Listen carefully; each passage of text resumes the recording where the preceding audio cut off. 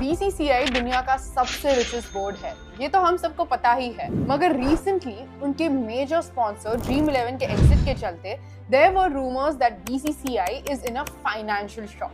Many cricket fanatics thought that this is the beginning of the downfall of BCCI and Indian cricket. But क्या सही में ऐसा हुआ? And क्या actually BCCI एक financial trouble face कर रही है? Let's find out in today's video.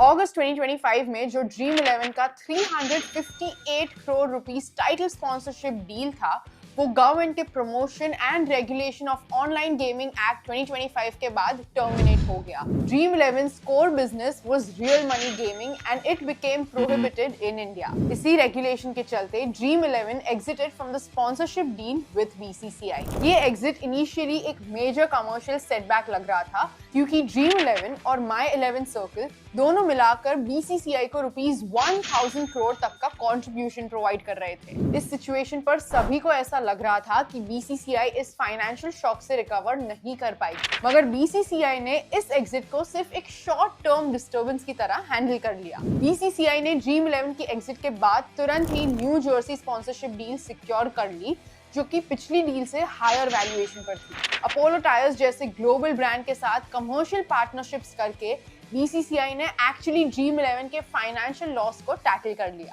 सिर्फ स्पॉन्सरशिप ही नहीं, अगर हम बीसीसीआई का रेवेन्यू मॉडल देखें तो उन्हें आईसीसी से भी अप्रोक्सीमेटली 38.5% जितना रेवेन्यू मिलता है। हालांकि इस साल आईसीसी से भी प्रोजेक्टेड इनकम थोड़ी कम रही है। पिछले साल जो इनकम ऑलमोस्ट 10,000 करोड़ टच कर गई थी, उसी का प्रोजेक्टेड रेवेन्यू बस 8,963 करोड़ कंसिडर किया गया है। पर ये डिक्लाइन इतना ड्रामेटिक नहीं था कि बीसीसीआई को क्राइसिस फेस करना पड़े। We all know that BCCI has got its backbone, IPL media rights. BCCI ने फाइनेंशियल ईयर 2024-25 के ऑडिटेड अकाउंट्स में एक मैसिव सरप्लस रिपोर्ट किया था। जनरल फंड 7,988 करोड़ से बढ़ के 11,346 करोड़ रुपीस हो गया, जो एक 3,358 करोड़ रुपीस सरप्लस का प्रूफ है एक सिंगल ईयर। और ये सिर्फ स्टार्ट है। फाइनेंशियल ईयर 2025-26 के बजट प्रोजेक्शंस के हिसाब से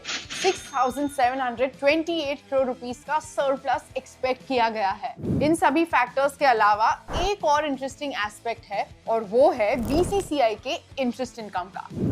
बोर्ड हर साल इस फैक्टर से करोड़ ऑफ रुपीस अर्न करती है। Estimated interest income for financial year 2025-26 is stated 1,500 crore rupees, which is approximately 150 crores more than the previous year. So even अगर sponsorship और ICC revenue थोड़ा fluctuate होता है, BCCI का financial system is multi-layered and it is not dependent on one revenue stream. ऐसे systems को control करने में there is a lot of planning that happens.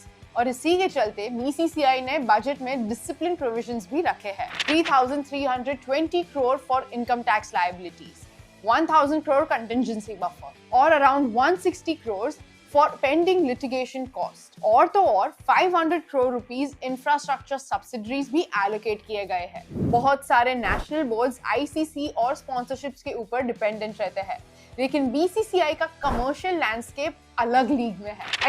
IPL's revenue alone is the most boards entire revenue। जहाँ कई सारे cricket boards financially struggle कर रहे हैं, वही बीसीसीआई अपने रेवेन्यू मॉडल और सिस्टम के चलते स्पॉन्सरशिप लॉस जैसे एक मेजर कंसर्न को काफी इजीली हैंडल कर रहा है। ड्रीम 11 के एग्जिट के चलते when everyone was worried, BCCI didn't panic. उन्होंने अपने सिस्टम को और स्ट्रेंथन किया and took logical steps to improve their financial position. What do you guys think?